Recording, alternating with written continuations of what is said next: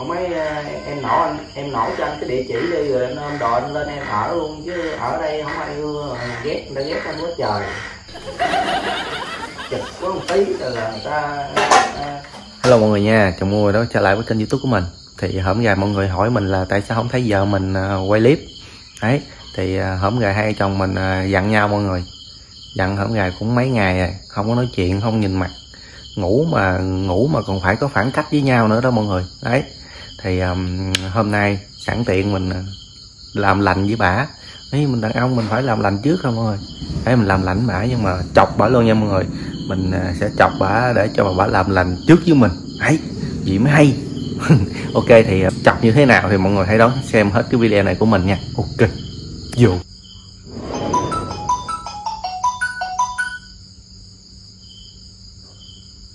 Alo. Anh nghe nè em ơi. Lâu rồi lâu mới thấy em điện anh á.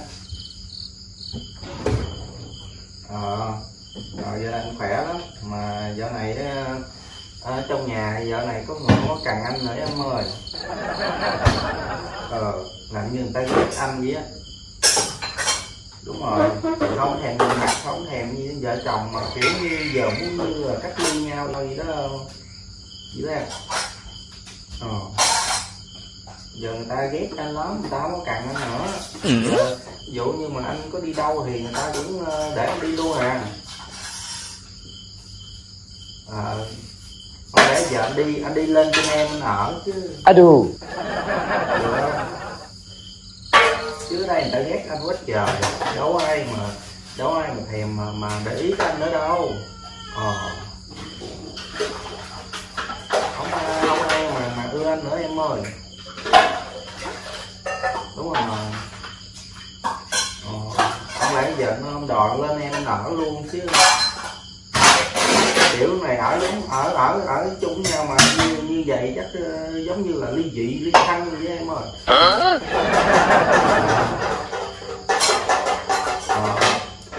Giờ sống chung trong nhà mà không ai nói chuyện với ai hết chứ. Ta cũng không thèm nói chuyện với anh, kiểu như người xa lạ rồi, đâu có thèm nói chuyện, đâu có thèm liếm xỉa gì nữa đâu. Không mấy em nổ cho anh cái địa chỉ đi rồi anh ôm đồ anh lên em ở luôn, chứ ở đây không ai ghét, người ta ghét anh quá trời. Chụp có một tí là người ta.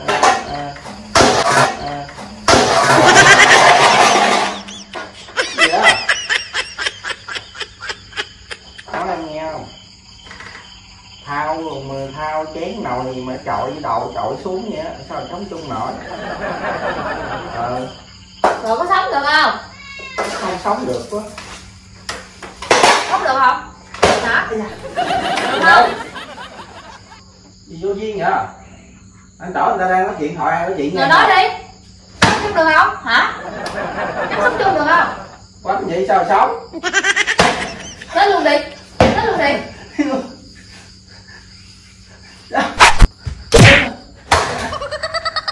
Đây vô duyên nha.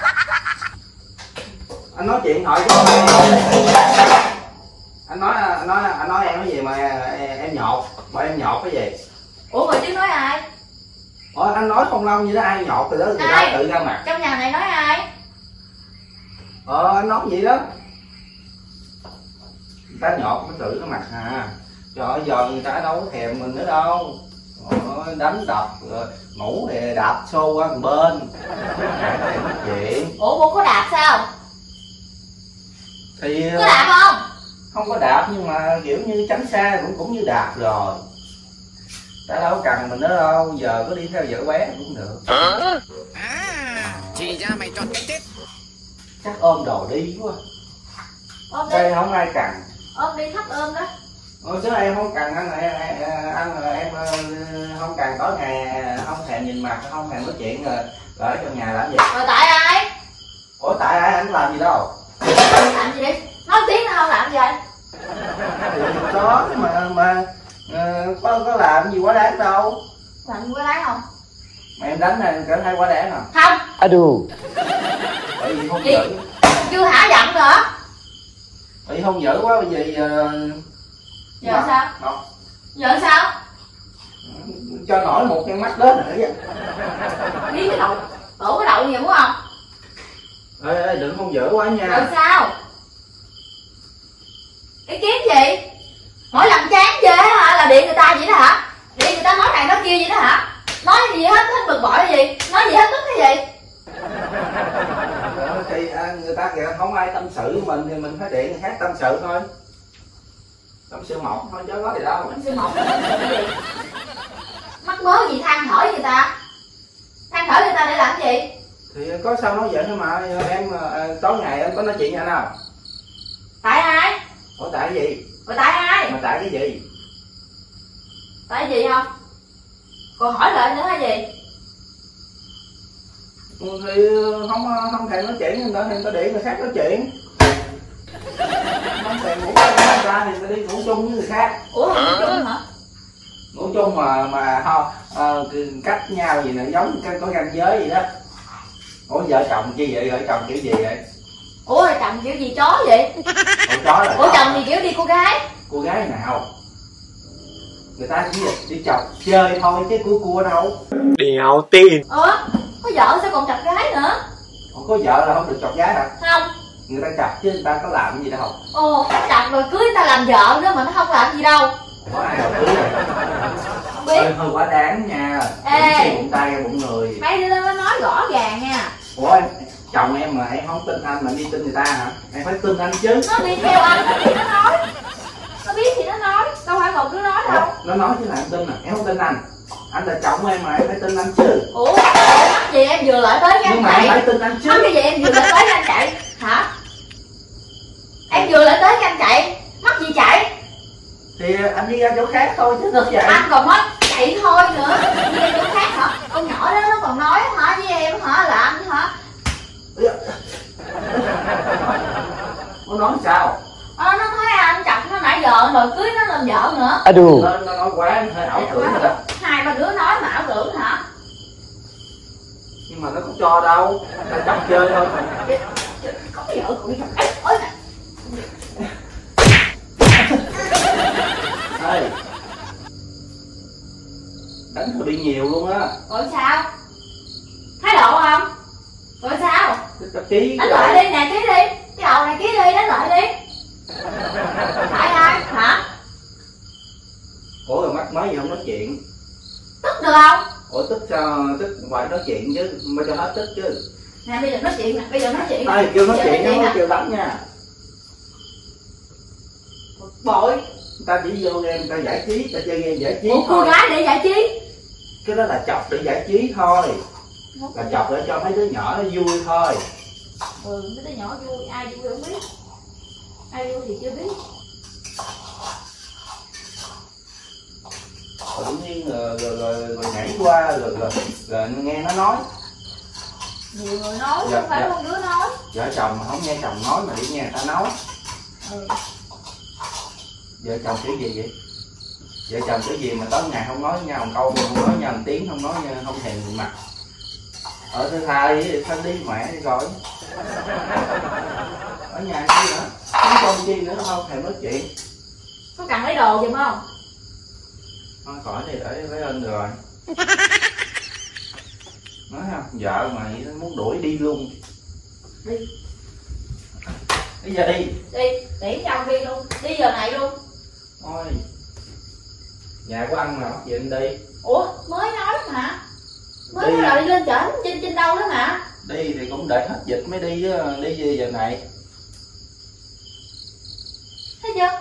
Có bao giờ hả dặn mà năn nỉ hay đâu. Toàn là chồng đi chồng tức lên không à. Rồi hỏi xong hết dặn hỏi xong mà không biết đánh. Ủa anh chọc đi nhưng mà nào. Anh chỉ nói sự thật thôi. Nhờ vậy anh nói vậy em mới lên tiếng em nói. Em nói thì em chửi. Thì chửi em đỡ thôi mà không nói chuyện. Không bao giờ mà đàng hoàng hết trơn á. Có bao giờ hả mà năn nỉ xin lỗi vậy không? Đó. Hồi nào? Xin lỗi đó. Xin lỗi không?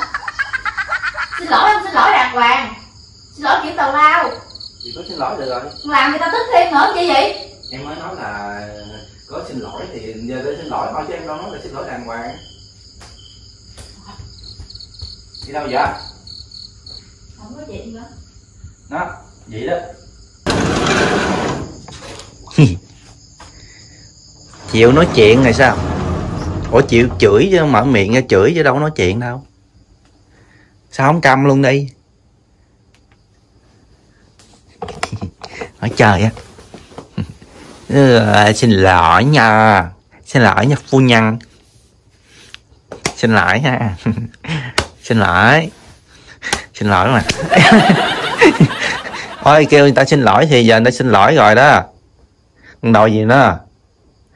Giờ xóa game rồi có chơi nữa đâu. Có còn cô gái được nữa đâu.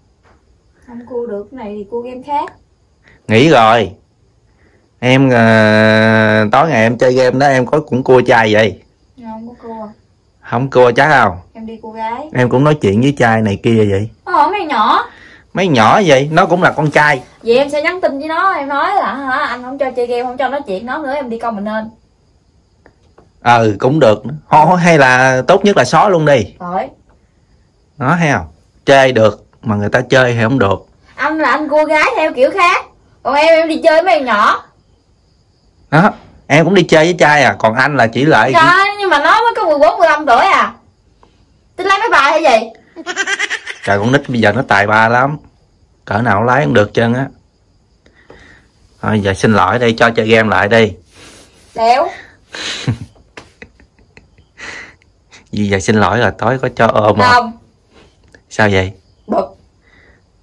Giảm còn bực. Thì tối ôm xíu là hết à. Ôm rồi làm gì nữa? Thì chuyện gì đến nó cũng sẽ đến thôi. Không. Chứ xin lỗi đi mà. Không. Xin lỗi.